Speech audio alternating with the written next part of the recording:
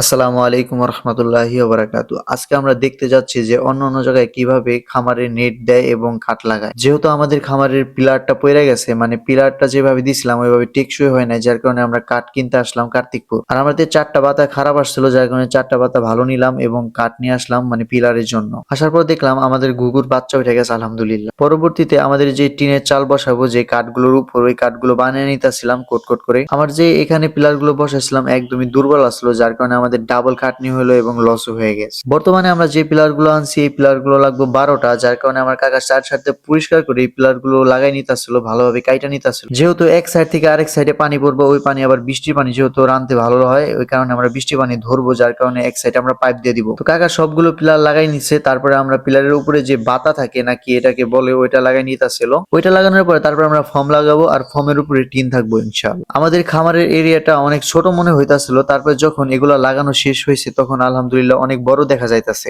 এখন হলো মূলত টিন লাগানোর সময়, আর টিন লাগানোর সময় যেহেতু আমাদেরকে স্ক্রু আনতে হবে আর স্ক্রু নিয়ে আসলাম। আপাতত এই দুইটা টিনই লাগাইবো, কাকা বললো ইনশাল্লাহ কালকে এসে অন্য টিন লাগানোর চেষ্টা করব। আলহামদুলিল্লাহ কালকে সকাল সকাল কাকা চলে আসলো আর আমরা কালিম পাখিকে খানা দিয়ে দিলাম এবং দেখতাছিলাম যে আমাদের যে কদু গাছ আছে এই কদু গাছের ভিতরে কি কদু আসছে কিনা। এখানে প্রচন্ড রোদ হওয়ার কারণে কদু গাছগুলো ভালোভাবে বড় হইতাছিল না এবং ছোট কালেই দেখলাম যে এখানে ফুল এসে পড়ছে, কিন্তু এই ফুলগুলা থেকে ফল হইব কিনা এটাই সন্দেহ। বলতে বলতে কাকার টিন লাগানো প্রায় শেষ হয়েছে আলহামদুলিল্লাহ, কোনো কিছু এখানে শর্ট পড়ে নাই আর টিনগুলো এদিকে একটু বাড়তি ছিল। পরবর্তীতে আমাদের নেট লাগানোর পালা, যার কারণে দোকানে এসে আমি নেট নিয়ে গেলাম। একটা নিলাম 4 ফুট আর একটা নিলাম 3 ফুট, যেহেতু এখানে বাতা আছে আর বাতা সই সই আমাদের নেট ফালাইতে হইব। আমরা অনেকগুলো বাতা দেওয়ার চেষ্টা করব, জানি নেট গুলো একদম টানা হয়, কিন্তু একটা হেভি হইলেও এখানে অনেক টাকা খরচ হয়ে গেছে। তবে আমরা ইচ্ছা করলে এত টাকা না খরচ করে আমরা দিতে পারতাম। ভিডিওটা আজকের মতো এই পর্যন্তই, আপডেট দিব কালকে ইনশাআল্লাহ। দেখা হবে নতুন কোনো ভিডিওতে। আসসালামু আলাইকুম।